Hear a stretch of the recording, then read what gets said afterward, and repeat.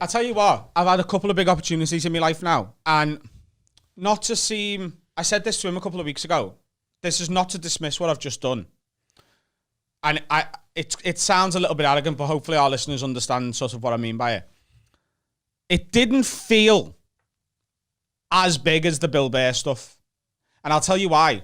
Since I've started stand-up, I've always been like, if I work hard enough, I might get to do Live at the Apollo at some point. I never thought, I'll get to open for my favourite comic at the Royal Albert Hall. So that was such a bigger surprise. This was sort of like something I've always tunnel visioned and focused on.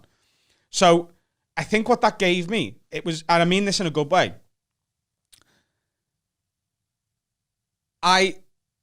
when I opened for Bill Burr, I can't really remember once being on stage.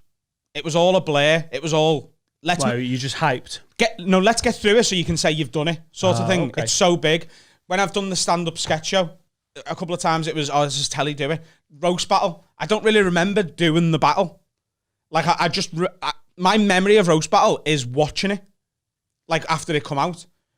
I very, very deliberately tried to be in the moment, and I can remember every second that I was on stage. And it's the first time I've truly managed to do that.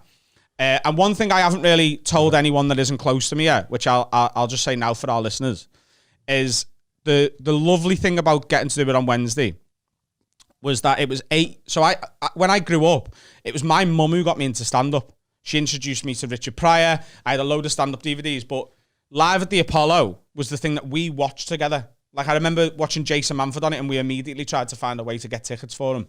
And then we drove past on a bus, past the Royal Court Theatre, and his big poster was on it, like a couple of weeks after he'd done it. And Wednesday was 8 years to the day since she died. So to get to do it on that anniversary, it was very special. And Sam nearly fucking... You all right there? I nearly went then. Sam nearly ruined the day. Fucking hell, I nearly went. Sam nearly... this might do it. So Have you got it? Yeah. Oh, lad. So Sam nearly fucking killed me. First of all, I'll say this. What I intended to do, what I wanted to do was end the set by going, ladies and gentlemen, I got into the show via my mum, and it's 8 years since we lost her, so this was for her. But I didn't trust myself to not get wobbly-lipped and go, so I didn't do it. But when I got to the hotel... Lad, wait until you read this. Oh, mate. This'll fucking When I got to the hotel... You're messing with my mind. Sam had printed off like every picture she could find that was related to stand-up for me and spread it all around the room with balloons and stuff.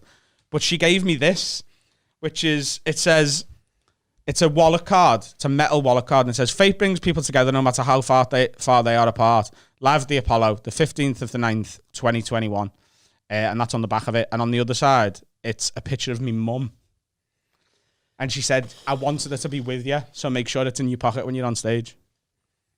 Yeah. You know, Laura didn't do that for me for Royton. Selfish bitch. I fell apart when she gave me that. Like, literally fell apart. And when I showed it to my dad, he did as well. Yeah. It was quite a special days.